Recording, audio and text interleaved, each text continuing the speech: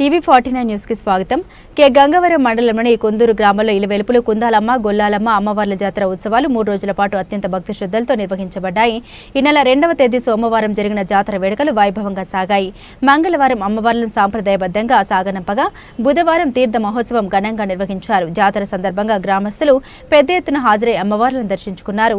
ఈ సందర్భంగా తెలుగుదేశం పార్టీ నాయకులు, కార్మిక శాఖ మంత్రులు వాసంశెట్టి సుభాష్ గారి తండ్రి సత్యం, రామచంద్రాపురం నియోజకవర్గ జనసేన కోఆర్డినేటర్ పొడిశెట్టి చంద్రశేఖర్ అమ్మవార్లను దర్శించుకున్నారు. వారిని గ్రామస్తులు మరియు ఉత్సవ కమిటీ సభ్యులు, యువకులు ఘనంగా ఆహ్వానించారు. ఈ సందర్భంగా వాసంశెట్టి సత్యం మాట్లాడుతూ ఎన్డీఏ కూటమి పాలనలో రాష్ట్రం, రామచంద్రాపురం నియోజకవర్గం అమ్మవారి కృపతో సుభిక్షంగా ఉండాలని ఆకాంక్షిస్తున్నామని తెలిపారు. జాతర సందర్భంగా కుందూరు గ్రామ యువత విస్తృతంగా పాల్గొని ఉత్సవాలు శాంతియుతంగా నిర్వహించడంతో పాటు ఎటువంటి అవాంఛనీయ సంఘటన జరగకుండా జాగ్రత్తలు తీసుకున్నారన్నారు.